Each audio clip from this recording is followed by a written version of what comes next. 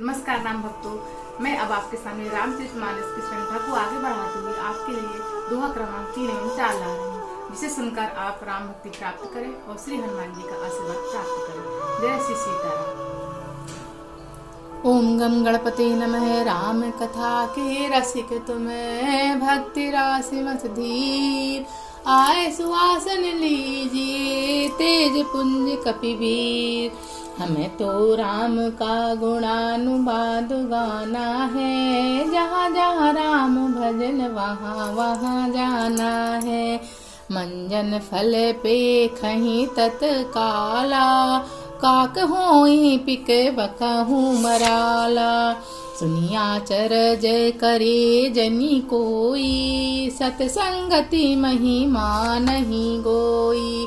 वाल्मीक नारद घट जोनी। निज निज मुखनि कहीं निज होनी।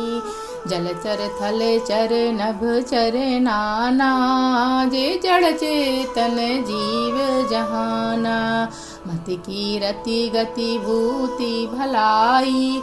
जब जहि जतन जहाँ जहि पाई। सो जानब शत संग प्रभाऊ। लोकहु वेद नान उपाऊ। बिनु सत संग विवेक न होई। राम कृपा बिनु सुलभ न सोई। सतसंगत मुद मंगल मूला। सोई फल सिद्धि सब साधन फूला।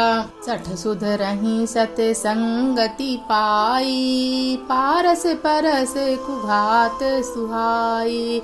विधिवस सुजन कुसंगत परही। फनि मन समय निज गुण अनुसरही।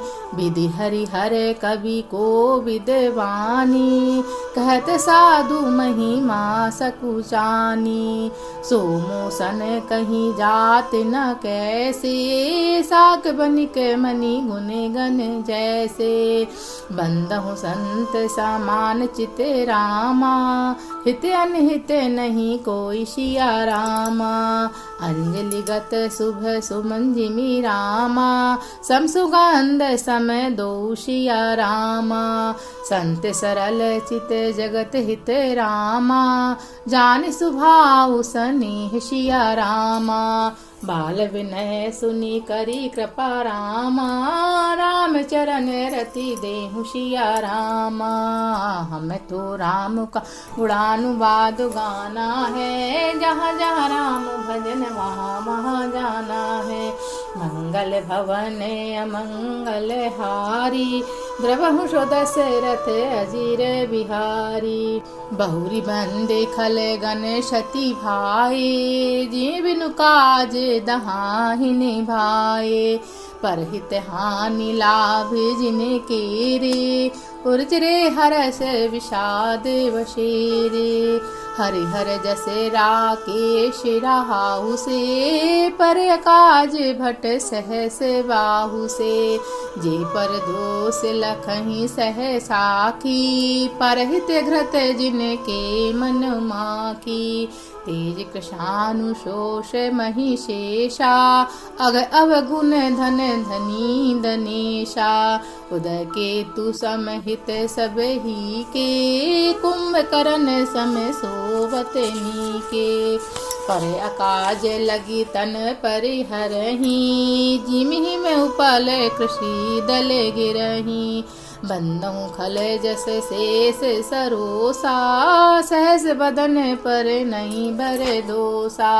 प्रणवहु पृथुराज समाना। पर अग सुनहि सहस दस काना।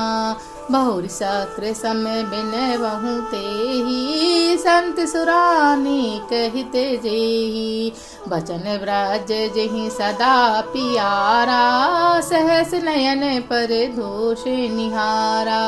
उदासीन अरुमित हित रामा। सुनत जरहि खल नीत सिया रामा। जानि पानी जुग जोर जन रामा। बिनती करहूँ सप्रीत सिया रामा। हमें तो राम का गुणानुवाद गाना है। जहाँ जहाँ राम भजन वहाँ वहाँ जाना है। मंगल भवन मंगल हारी, द्रवहु सो दशरथ अजीर बिहारी। अर्थात इस तीर्थराज के स्नान का फल तत्काल ऐसा देखने में आता है कि कौवे कोयल बन जाते हैं और बगुले हंस। यह सुनकर कोई आश्चर्य न करें, क्योंकि सत्संगति की महिमा छिपी नहीं है। वाल्मीकि जी, नारद जी और अगस्त्य जी ने अपने अपने मुखों से अपनी होनी जीवन का वृतांत कही है। जल में रहने वाले, जमीन पर चलने वाले और आकाश में विचरने वाले नाना प्रकार के जड़ चेतन जीव जितने इस जगत में हैं, उनमें से जिसने जिस समय भलाई पाई है सो सब सत्संग का ही प्रभाव समझना चाहिए। वेदों में और लोक में इनकी प्राप्ति का दूसरा उपाय कोई नहीं है। सत्संग के बिना विवेक नहीं होता और श्री राम जी की कृपा के बिना वह सत्संग सहज में मिलता नहीं। सत्संग की सत्संगति आनंद और कल्याण की जड़ है। सत्संग की सिद्धि प्राप्ति ही फल है और सब साधन तो फूल हैं। दुष्ट भी सत्संगति पाकर सुधर जाते हैं। जैसे पारस के स्पर्श से लोहा सुहावना हो जाता है, सुंदर सोना बन जाता है, किंतु देवयोग से यदि किसी कभी सज्जन कुसंगति में पड़ जाते हैं तो वे वहाँ भी सांप के मणि के समान अपने गुणों का ही अनुसरण करते हैं। अर्थात जिस प्रकार सांप संसर्ग पाकर मणि उसके विष को ग्रहण नहीं करता तथा अपने सहज गुण प्रकाश को नहीं छोड़ता, उसी प्रकार साधु पुरुष दुष्ट के संग में रहकर ही दूसरों को प्रकाश ही देते हैं। दुष्टों का उन पर कोई नहीं पड़ता। ब्रह्मा, विष्णु, शिव, कवि और पंडित की वाणी भी सत्संगति की महिमा का वर्णन करने में सुख चाहती है। वह मुझसे किस प्रकार नहीं कहा जाती, जैसे साग तरकारी बेचने वाले से मणियों का गुण समूह नहीं कहे जा सके। मैं संतों को प्रणाम करता हूँ, चित्त में समता है जिनका न कोई मित्र न शत्रु। जैसे अंजलि में रखे हुए सुंदर फूल, जिससे हाथ ने फूलों को तोड़ा और जिसने उनको रखा उन हाथों को समान रूप से सुगंधित करते हैं, वैसे ही संत शत्रु मित्र दोनों को समान रूप से करते हैं। संत जो तेज दूसरों को जलाने वाले ताप में जानकर मैं विनय करता हूँ। मेरे इस बाल विनय को सुनकर कृपा करके श्री राम जी के चरणों में मुझे प्रीति दें। अब मैं सच्चे भाव से दुष्टों को प्रणाम करता हूँ, जो बिना ही प्रयोजन अपने हित करने वालों के भी प्रतिकूल आचरण करते हैं। दूसरे के हित की हानि ही जिनका दृष्टि में लाभ है, जिनको दूसरों के उजाड़ने में हंस और बसने में विषाद होता है, जो हरि और हर के यश रूपी पूर्णिमा के चंद्रमा के समान राहु के समान है, चंद्रमा के लिए राहु के समान है। अर्थात जहाँ कहीं भगवान विष्णु या शंकर के यश का वर्णन होता है, उसी में वे बाधा देते हैं और दूसरों की बुराई करने में सहस्त्र भाव के समान वीर हैं, जो दूसरों के दोषों को हजार आंखों से देखते हैं और दूसरों के हित रूपी घी के लिए जिनका मन मक्खी के समान है। अर्थात जिस प्रकार मक्खी घी में गिरकर उसे खराब कर देती है और स्वयं भी मर जाती है, उसी प्रकार दुष्ट लोग दूसरे के बने बनाए काम को अपनी हानि करके भी बिगाड़ देते हैं। जो तेज दूसरों को जलाने वाले ताप और अग्नि और क्रोध में यमराज के समान है, पाप और अवगुण रूपी धन में कुबेर के समान धनी है, इनकी बढ़ती हुई सभी हित का नाश करने के लिए केतु पुच्छल तारे के समान है और जिनके कुंभकर्ण की तरह सोते रहने में भलाई है। जैसे ओलों की खेती का नाश करके आप भी गल जाते हैं, वैसे वे ही दूसरों का काम बिगाड़ने के लिए अपना शरीर तक छोड़ देते हैं। मैं दुष्टों को हजार मुख वाले शेष जी के समान समझकर प्रणाम करता हूँ, जो बुराई दोषों को हजार मुखों से बड़े रोष के साथ वर्णन करते हैं।